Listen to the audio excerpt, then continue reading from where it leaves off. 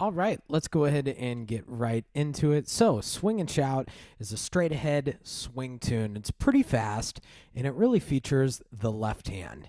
And so, this left hand here is kind of doing a walking bass line, and it's a little different hand position than what we're used to. Our third finger is going to be on G below middle C. So, we find C, C, B, A, G, counting backwards in the alphabet. Now, this is where we would usually think, but this song is a little bit different. Our thumb is actually going to be on this black key here on B flat. Now, in order to do that, if you just look at the hand, the thumb is definitely the shortest finger of the hand. These other fingers are very, very good for black keys, and the thumb is just a little shorter. And so this is not a problem at all. We're going to go in to the piano a little bit more to make up for that distance. So one more time, we usually kind of play the piano back here on the white keys. And for this one, since our thumb is on a black key, we're going to move our hand slightly in to the piano and to make up for that distance with the thumb so it can easily hit that black key. So then we're not doing weird angles and hurting our wrist. So again, we find our hand position, we're going in a little bit to the piano, so then our thumb can easily hit that. Good. Now, I want to talk about left hand since that's really the star of the show in this piece. And we're going to be kind of doing a little bit of moving with the left hand to get used to that B flat there. And then notice I kind of put my hand back and then forward.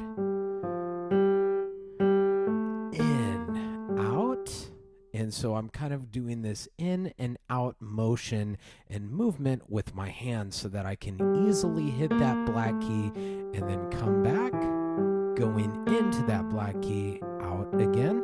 And then this part right here in measure 5, I want to talk about that. I'm going to take pickups into measure 5. 1, 2. Now in your sheet music, there should be a 1 right here on G. Now, what I'm going to do is I'm going to cross under with my thumb. And then I'm going to bring my hand around again, and look at that. We're in a new hand position. And so let's try that again. I'm going to start pickups into measure 5 in just the left hand. And so watch slowly. We're going to go G, A, B, A, freeze.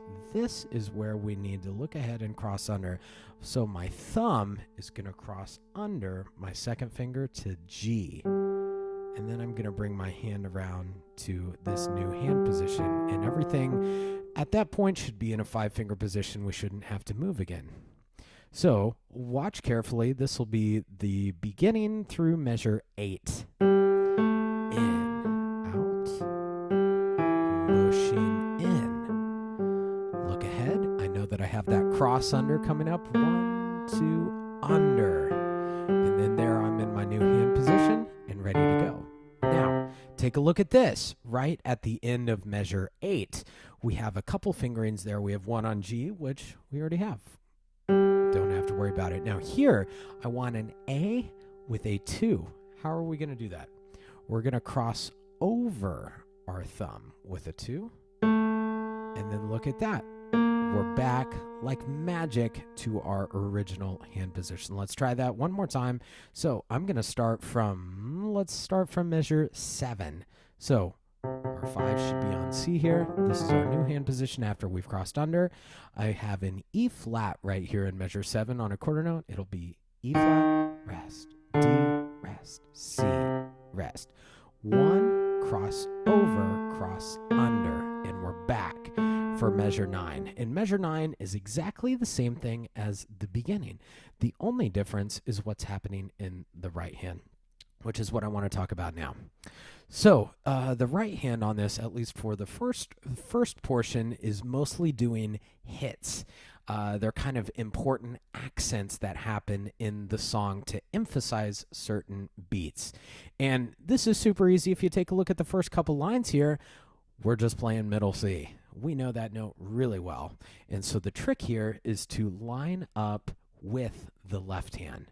And so I would recommend going super slow and even marking that in with a pencil. I always tell students, your audience will never ever see your music. If you need to mark, if you need to circle, if you need to write things in your music, absolutely do so. That is to help your practice. The audience doesn't care. They will never see this. And so check this out. I'll play the beginning through measure 9 with both hands. Together. Together. Rest. Together. Under. Left, right, left, right, left, right. Over. And then we're right in measure 9. Now, again, measure 9 is pretty much the exact same left hand, but instead of one middle C in the right hand, we're going to do 2 middle Cs. So I'm going to go left hand pickups right into measure 9 to practice that crossover again. And you can hear that. Over. You can hear that 2 Cs. And it's kind of cool because this by itself is kind of a weird interval. It almost doesn't sound like a right note. When you do it fast, it sounds pretty cool. And then what's really neat in measure 9 is that we have this dissonant interval, and then it kind of harmonizes. This is tension, and it resolves down. And so you get a feeling of, oh, so the first time it was the same idea. It was pretty cool, but it was incomplete. Now, when you hear it again, so there's that tension release with that second C. This is the same 13. We've seen that before. Here's our under, just like what we did in measure 5. Exactly the same. Same fingering, same notes, verbatim. The only difference here would be measure 15. We're going to do some harmony half notes in both hands there. Good. And so form-wise on this, the left hand really is the star of the show from measure 1 up until measure 16. And then there's a change in texture. I would say that it's more of a conversation between the hands at that point. Right hand was supporting the left hand at the beginning, and now here they're more or less equal. So I'm going to try that, and it's going to be, we're going to do pickups into measure 17. Short, short. Still has some of those bass lines. Now, let's analyze that a little bit. Now, where I got those kind of short notes, those staccato notes, like right in 17, measure 18, hey, aren't those a similar type of sound from what our right hand did in measure 9, those short, short? And then this time, it's more of a conversation between right hand and left hand. So 17, right, right, left, and then right hand holds while left hand plays kind of a bass line similar to the beginning. Different notes, but it's kind of a similar flavor. And then what's happening here in 21 is a very, very similar thing, but on different notes. Left, left, right, right, left, left. Now, a lot of my students have trouble sometimes figuring out the direction of the left hand, specifically in measure 18. Our tendency, or most students' tendency, is to go G, E flat, F, and then follow down. But that's not what the music has. Our music here is going G, E flat, F, F. So that left hand doesn't go down to the D, it goes up to the F. This is kind of this type of motion where right hand is going down and left hand is moving up. In music, we call this contrary motion or contrasting motion, where one hand is doing one direction and the other hand is doing the opposite direction. And so just watch out for that. Contrasting motion there.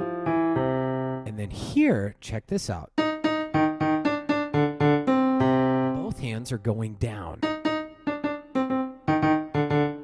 They're going down on the piano. This is called parallel motion. They're going the same direction at the same time. Now, so just a couple things to watch out for there. Now, let's take a look at 25. Right hand has two notes. Left left hand still has a single note. Does 25 sound like something we've seen before? It should. If you look at measure 17, which we just went over a little bit ago, if you look at the outer voices in 25, and what I mean by that is the very highest note in the right hand, don't worry about the middle note, but if you look at the highest note in 25 in the right hand and the left hand part there, hey, isn't that exactly the same thing as 17? It is. It's exactly the same. It's exactly the same contrasting motion right there. And then in 29, we have the same parallel motion. So it's pretty much the same music there. The only difference is we're harmonizing it in the right hand with a third. So identifying and recognizing those patterns in music, where things repeat and how they repeat, can help us learn the music a little bit faster. Instead of thinking, oh my gosh, I have 2 more lines of totally new music to learn. It's stuff that we've already seen before, just with an added note in the right hand. Good. So the next thing that I wanted to talk about would be this transition from measure 31 and 32 back to measure 9. Now, it's going to be a very similar fingering to what we've seen in measure 8. And this is going to be from getting to this, from the C position in the left hand back to our black key position. And so what's going to happen, we're looking in measure 32 right now. We're having E, G, we're crossing over with a 2 and under with a 1, and we're back. And then from here, it's the exact same thing as measure 9, and we have those 2 quarter notes in the right hand. We've already seen this. Under.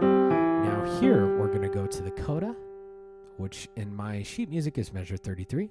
And it's a very similar flavor to what we've seen in 25, with the right hand doing those 2 notes and this left hand, right hand kind of conversation happening. What's different about it is that the left hand leads instead of the right hand. Left, left, right, right, left, left, right, right, left, left, right, right. Now take a look at this spot. We have an F in the left hand, which isn't too difficult, but what are our notes in our right hand here? We do have to move up a step. F and A, and then we're going to move right back down.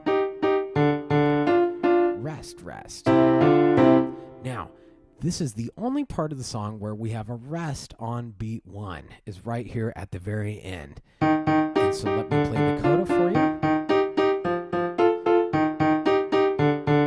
Rest, rest.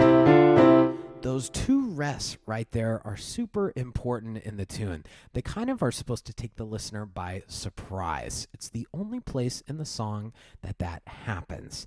Everything else is pretty, somewhat predictable, and especially 33, it takes a lot of elements from things that we've seen in 17, things that we've seen in 25.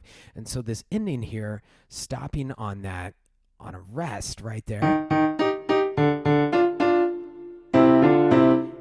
it creates a feeling of surprise and like, ooh, that's kind of clever, sort of sound there. Awesome. Excellent. That will probably wrap it up for Swing and Shout. Thanks for tuning in. I'll catch you next time.